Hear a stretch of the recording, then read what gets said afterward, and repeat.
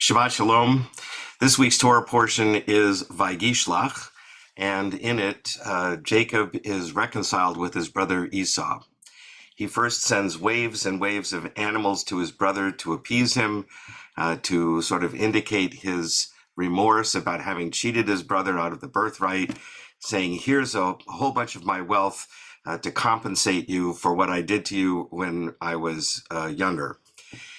And Esau, when he gets these waves and waves of animals, and then he finally sees his brother Jacob, he says to Jacob, what is all this stuff? Why are you giving me this all?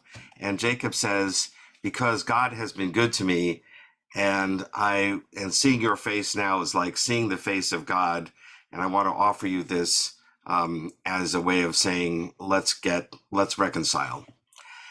And Esau says, no, brother, I don't really need any of this stuff. I've become quite wealthy on my own. In the Hebrew, he says, yesh li rav. I have a lot. I've got a lot of stuff. I don't need your stuff. So you keep it. Jacob, in turn, responds to his brother in the Hebrew, yesh li kol. I have everything.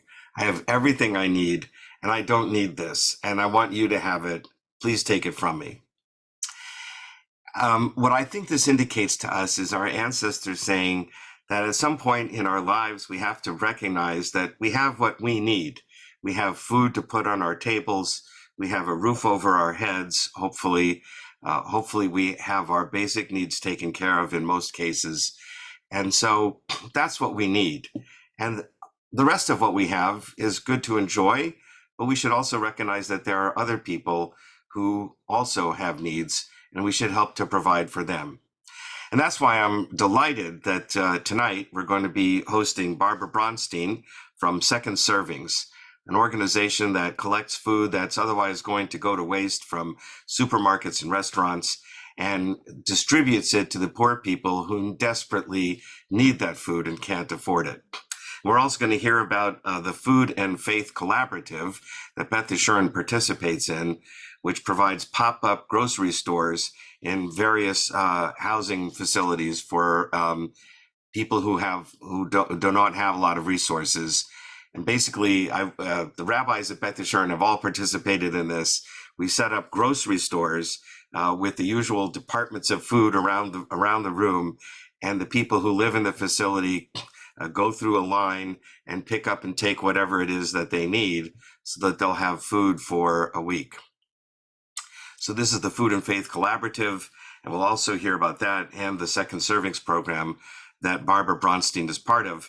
These are two projects that Beth Yeshurun has taken on, among other things that we do for social justice and social action. So we'll be hearing about that this evening.